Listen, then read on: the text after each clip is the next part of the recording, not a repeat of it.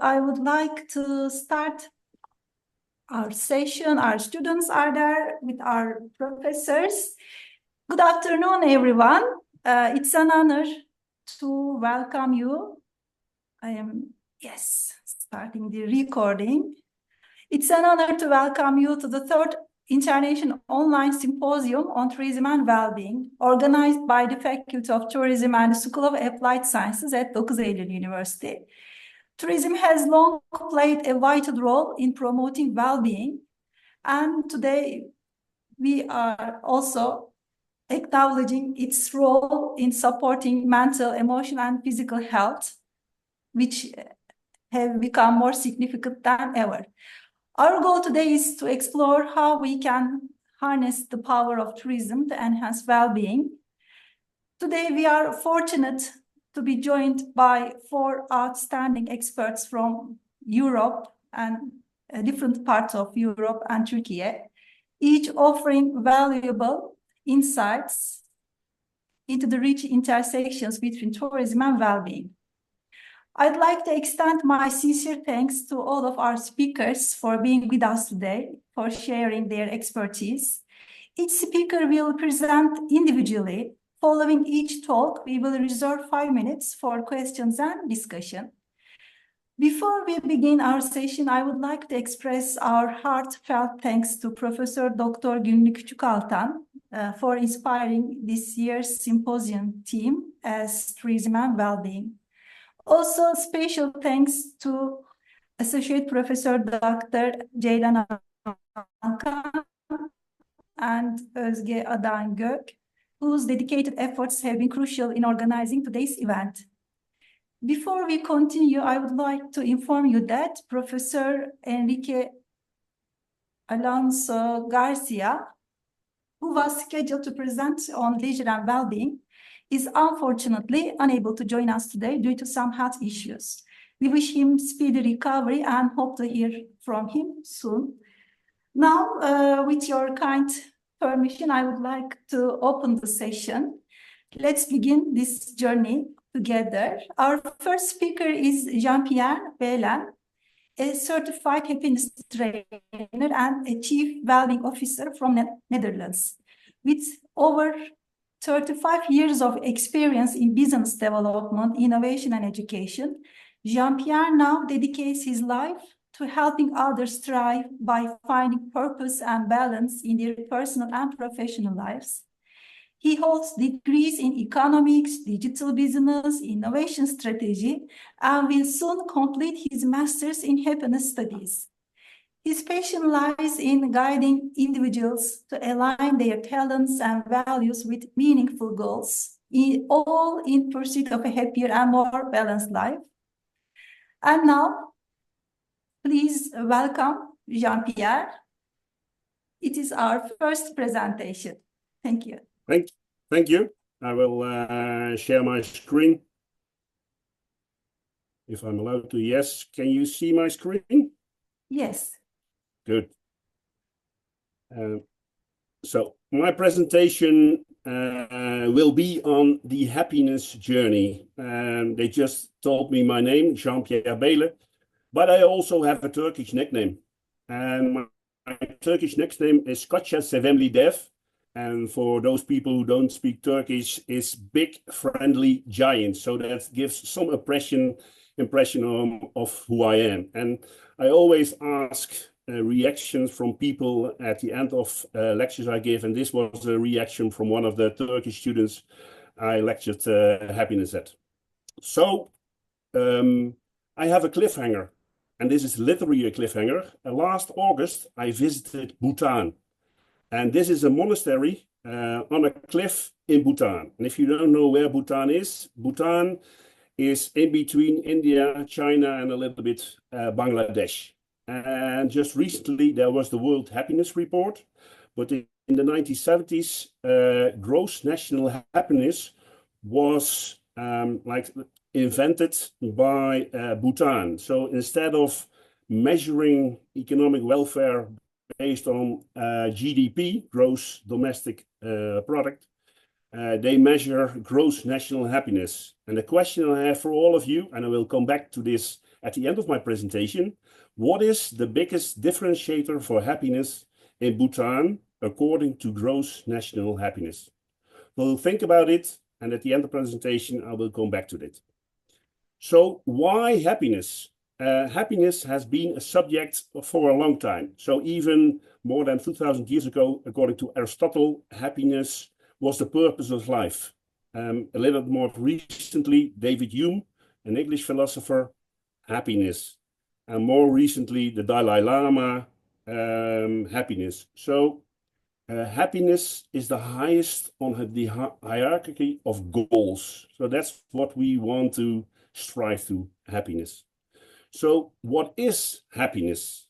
Happiness is the experience of whole person well-being. And then the question is, what is whole person well-being? So I've learned to use an acronym, a model called SPIRE. And SPIRE stands for spiritual, physical, intellectual, relational, and emotional. And I will go through each of the elements step by step. But the main thing I want to accomplish today is that you can experience life in two ways.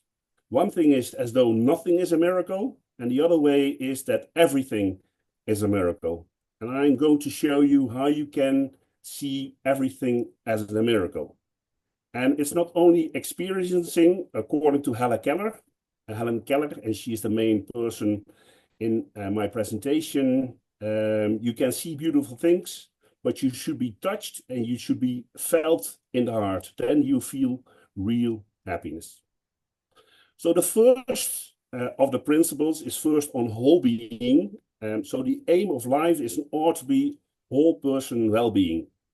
And I'm now going to tell something maybe the professors don't like, because you have to strive what you like, what you're passionate about, and what you're strong about. So what you like. And you're currently studying tourism. And if there is something about tourism you don't like, stop this education and find something you really like, because you will become more happier, you become happier, you will become more successful if you do something you're passionate about and where your strength is. I'm not going to explain everything, so this will be shared afterwards the presentation. And the first principle is the spiritual principle. And this is the main theme of my presentation. And I'm going to tell you how you can find purpose in your life and how you can elevate the ordinary into the extraordinary. The second one is a physical one. And I have been teaching happiness for a few years at the International Week at the business faculty of Docus Elul. And last year, I taught happiness, and during my class, one of the students fell asleep. And I guess most of the professors would react maybe a little bit angry to the student, but I left the student sleeping. I didn't wake him up.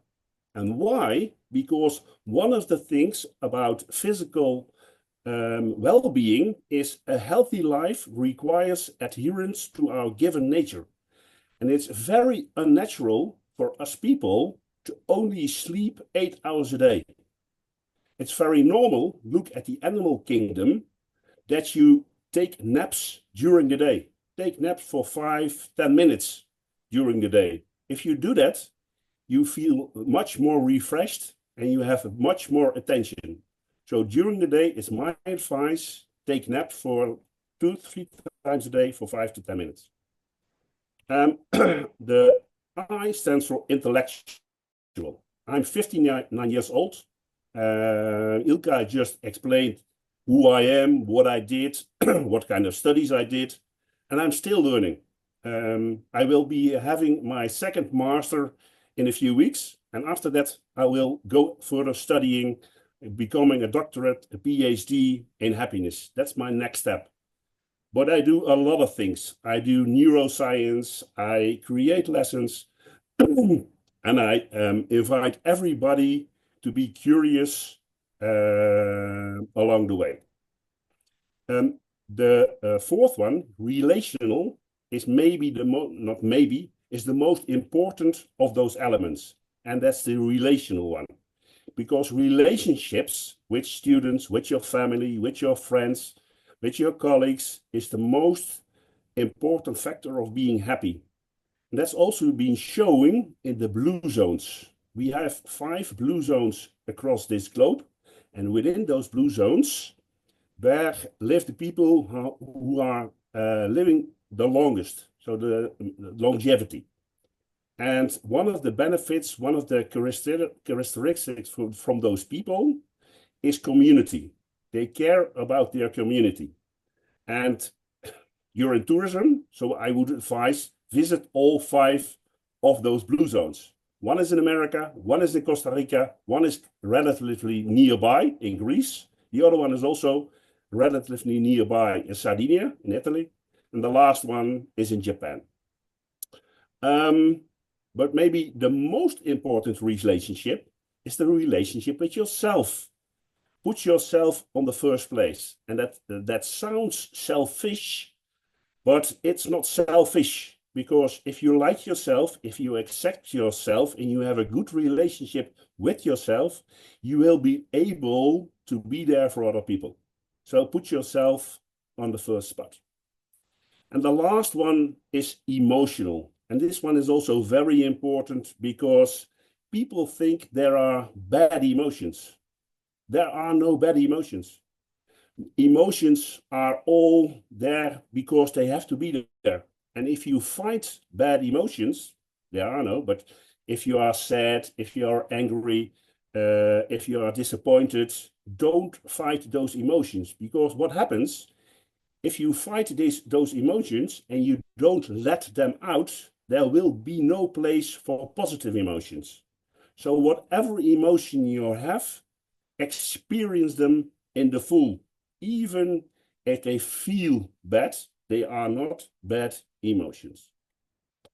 And the other thing is, emotions are just an outcome of what you think and what you do. Every student in this class goes to a test, have tests. Every semester, every quarter, they have a test. And some of the students are stressed and the other students aren't stressed. But the situation is the same. The test is the same. And some students are meant to be stressed because they didn't learn. And other students, they learned a lot and they get A grades and 8s and 9s every time, but they still are stressed. But that's something you create in your mind. So emotions are something you create in your mind. So I'm going to tell something about Helen Keller, but a little bit later on. So is happiness a journey or a destination? So if you go tourism, you go to Spain. If you go to Greece, is the destination what makes you happy? Or is what you are doing at that place making you happy? So happiness is a journey. One of the most often asked questions to my professor is, are you always happy? Because you study happiness, so you must be happy always. And that's not true. I don't feel happy always. I also sometimes feel sad. But in this way, studying happiness and applying happiness, you will become able to deal with less positive situations better. So you will be able to be happy more times, and you will have control of your own happiness. So happiness is a journey, and happiness is not a destination. So until you die, it's still a journey, and every time you have some ups, you have some downs. So I want to apply this based on Helen Keller.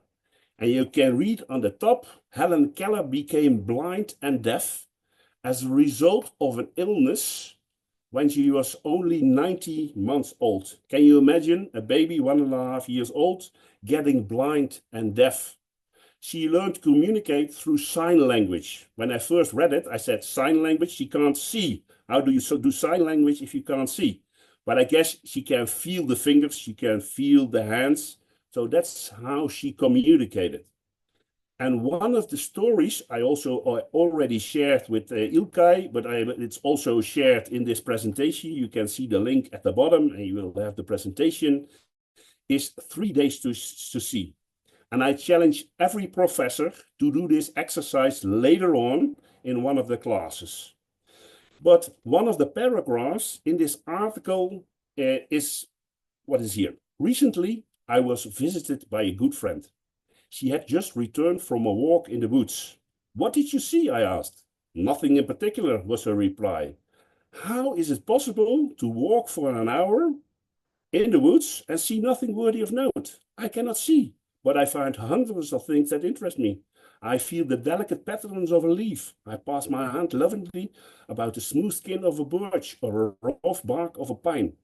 So how is it possible that you can go somewhere and don't see anything? And that has everything to do with perspective. If I would ask anybody what you see right now, most of you, maybe all of you, would say, I would see 3 circles. But if you change the perspective, you don't see 3 circles, you see something else. And if you would tilt this picture, you might even see only 3 lines. So it's all about perspective. Another example, at the top of the picture, you see that the right man is chasing the left man with a knife. If you look at the camera, you see that the left man, it looks, stabbing the right man. See, it's all about perspective. So this is something you read afterwards, takes too much time, but I'm going to share the Walk the Dog challenge. And I created this on my own because during Corona, we got a dog as a family. And the third thing I decided is that when I walk the dog, I don't take my phone. So when I go outside and looking at faces, you see a lot more instead of looking at the phone. So the top left is a picture from a holiday. The top right is just a morning from the window out of my university. Top left is during driving a bike. The rainbow is on top of my house, and that's my dog in our outside kitchen. And I also took this picture, and maybe you should look at it later on, but can you see this insect? I just accidentally made this picture. Can you see the detail? Can you see the membrane of the wings? If you don't take notice, you're not going to see it. And it's the same with hearing. Go outside and listen to the wind. Listen to the birds singing. And if you don't hear anything, enjoy the silence. And a few weeks ago, I was outside and I lived near the water, and there was a swan landing on the water. And it was an amazing noise, very loud. And just one day later, I saw the same swan, I think. She or he was standing on one leg. And I asked myself, why does a swan stand on one leg?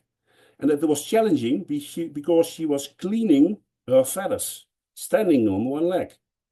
So if smelling, go outside. You don't have to do that when it's raining. Just after the rain, you smell a lot more. You smell the rain. Go and take a home cooked meal. It smells amazing. Doesn't matter if you're in Turkey. It's a Turkish picture at the top right. But also remembering things. Because my mother, she passed away 8 years ago. She liked Maya soap. So everywhere in our house, there was Maya soap. And every time I smell Maya soap, I remember my mother. Last year, I was again in Izmir and I tasted things. I got chocolate from one of the students from Kazakhstan. In the bottom left, there are fish from Egypt.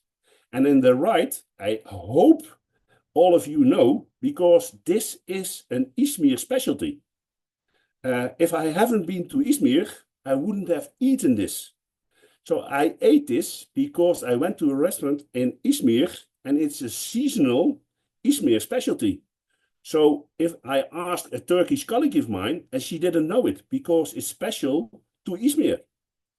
So eating. And the last one, touching. At the top left corner, that's my son. And don't you think it's strange that if you are young, you eat, babies eat, children eat, and they don't care what's on their face. It's chocolate paste, it's Nutella, and he's eating and he's enjoying it. And it's the same with standing in the sand or walking in the woods on the grass. And maybe some people will find it funny to touch or to kiss a tree. And it's all about experiencing things. And that's the main message I want to give as a person. So after these lessons, if you go outside tomorrow, next day, try to experience more. And that's also a message I want to, let's say, transpose to every student. If you have a client now or in the future, that tell people if they go on holiday, if they go to a trip, a city trip, to experience everything much more. Because if you experience much more, you will enjoy much more and you will become much more happier. So what's your next destination in this happiness journey? I don't want to finish off with this last one. I want to finish with a lesson I also mentioned before. You can search throughout the entire universe for someone who is more deserving of your love and affection than you are yourself. And that person is not to be found anywhere. You yourself, as much as anybody in the entire universe, deserves your love and affection. Take this into account. Appreciate yourself, value yourself. It's hard if you're 20, you're finding your boundaries, but appreciate yourself. You're the number one. And if I would ask you who's number two, you're number two, you're number three, and maybe your mom and dad, your brother, your sister will be on 8th or 9th place, and that's not selfish. So this is a picture in Turkey from my kids, I guess 8 years ago, and this is a life lesson I always teach my children, and they both know that is a life lesson. So the last one. And I don't know if anyone wants to guess in the comments, what is the biggest differentiator for happiness in Bhutan according to gross national happiness? And there will be a drum roll, but it is, and I don't know if you would guess it, it's a toilet. So before, on the left-hand side, they had that kind of toilets. And when they measured the gross national happiness, they didn't like the toilets. So they installed a toilet bus. They installed a regular toilet at the right side. So even as simple as a toilet can influence happiness very much. Thank you very much. If there are any questions, just let me know. If you want to contact me, you have all the time in the world. And this is the way to contact me. Thank you very much. Thank you. Thank you very much. And we have 5 minutes for the questions, if we have any. I'm looking at the message box from our students. So then I have a question. Maybe later at the end of all speeches, I can ask to all our participants. Now, as far as I see, we don't have questions.